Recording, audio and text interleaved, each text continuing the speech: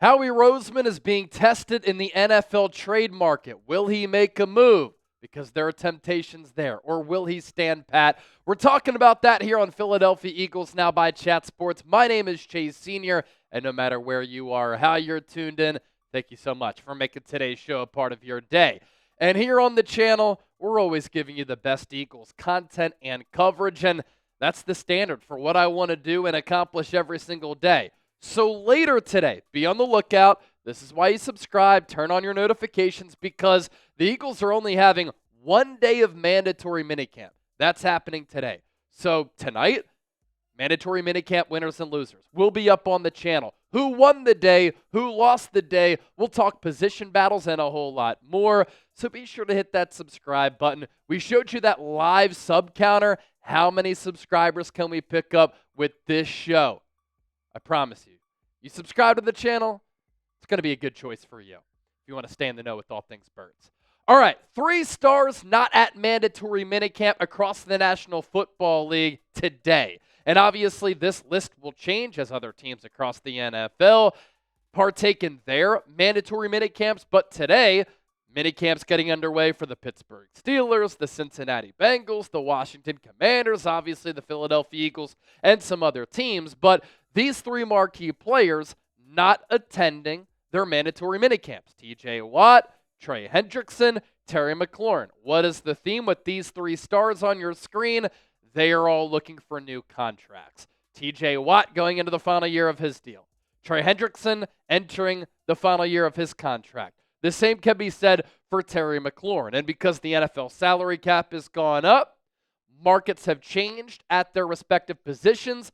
Those players not only are looking for new deals, they are looking to get sizable pay raises. And in particular for Philadelphia, TJ Watt and Trey Hendrickson, very noteworthy non-shows for their respective teams. So Howie's ambitions to stay young at the edge rusher and pass rusher spot and save money are being tested right now. Because you know Howie loves to go big game hunting. You know that he loves to bring in stars. You know that he loves being aggressive in making trades to improve his football team. And so I guarantee you he's monitoring the situations of TJ Watt across the state of Pennsylvania and then to the left of Pittsburgh in Cincinnati, Ohio, with Trey Hendrickson and the Cincinnati Bengals.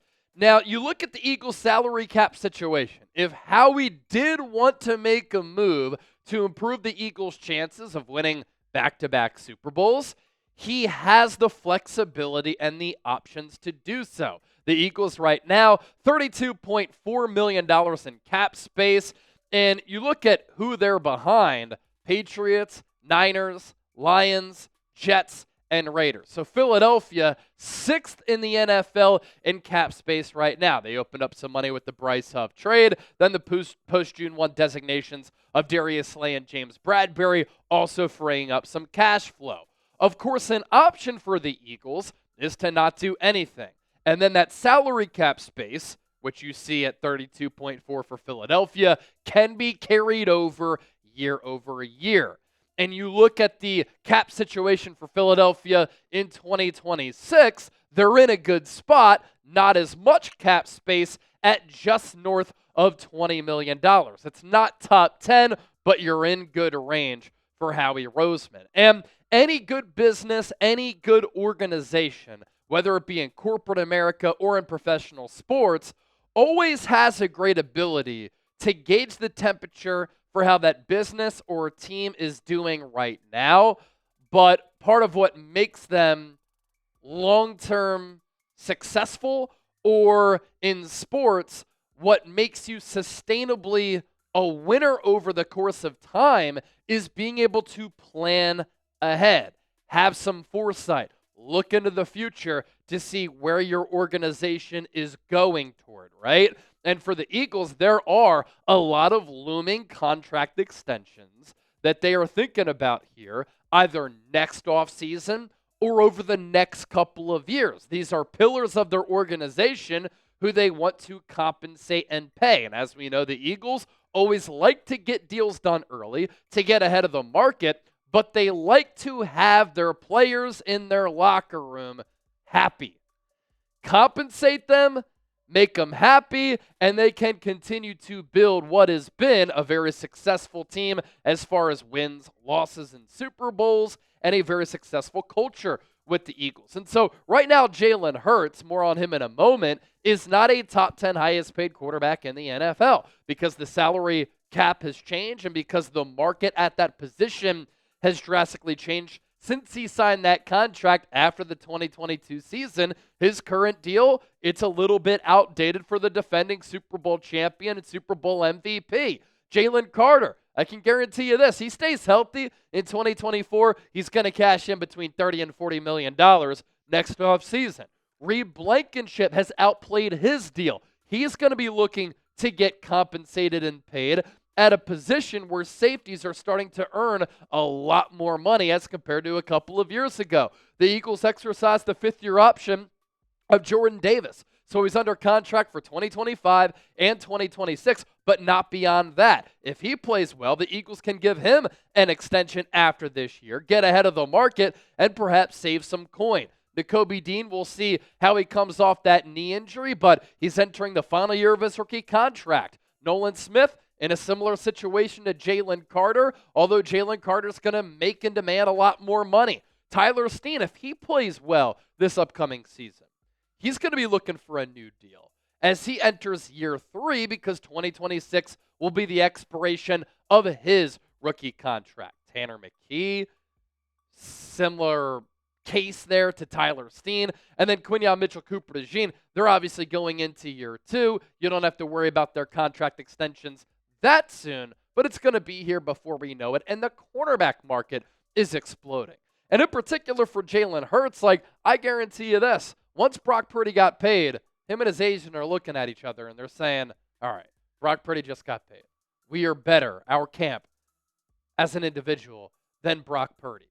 And now Jalen Hurts is not a top 10 highest paid quarterback in the National Football League. Yes, he signed that 5-year contract going into the 2023 season, but it's become outdated.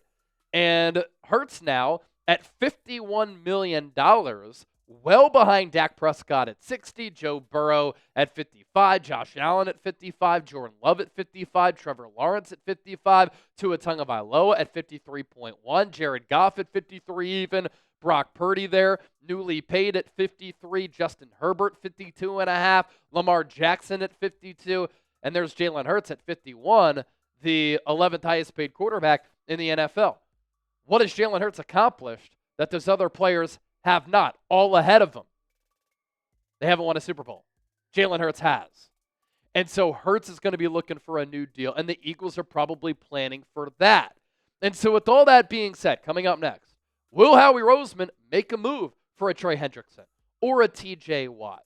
Or will he stand pat when you factor in the Eagles' current situation right now of wanting to save money for the future and save some dollars now to compensate some of the Eagles' own players? Before we had that conversation, do want to give a shout out to our sponsor for today's show, our friends at Chubby's. They are currently having their biggest sale of the year, and you can see all of their great products at chubbyshorts.com/chat, and you can save a lot of money in the process. I am wearing a Chubby shirt right now. It is part of the NFL collection. It's not a part of the sale, but if you like what I'm rocking, you can get it at chubbyshorts.com/chat. I wore this by the pool over the weekend, got so many compliments on it, and I love how it has all the Philadelphia staples. Eagles logo, Eagles helmet, the NFC logo, a cheesesteak, the Liberty Bell. It's perfect for Philadelphia.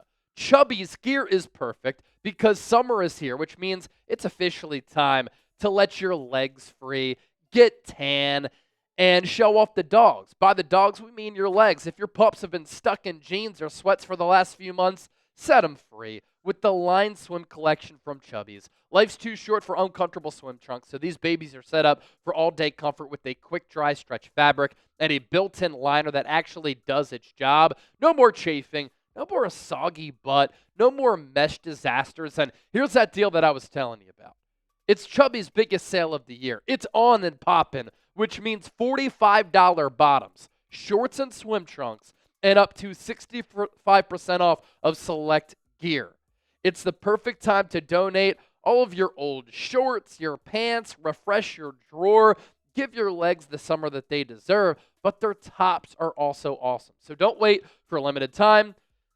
Shop Chubby's biggest sale of the year, $45 shorts, up to 65% off their select gear. All you have to do, use that link down below, chubbyshorts.com/chat. Use that code chat. And as you can see with the note there, the NFL collection, not eligible for discount, but it will upgrade your wardrobe for the summer. As for the two players who continue to be the theme of today's show, TJ Watt and Trey Hendrickson. You think about the Eagles' edge rusher position right now. Nolan Smith, Jalen, young emerging players, but to a certain extent, not all that proven, right?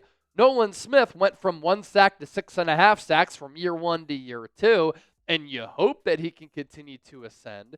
You think about some of the pass rush analytics, and he has some of the most impressive production given limited snap counts, true pass rush set wins, and all that stuff. Jalen last year really able to come on, and he made Bryce Huff an absolute afterthought. Everybody forgot that Howie Roseman gave Huff $34 million in guaranteed money because Hunt played so well from the midway point of last year on, including the NFL playoffs. With TJ Watt, him and Trey Hendrickson are 1 and 2 as far as the two players who have compiled the most sacks the last 2 years in 2023 and in 2024.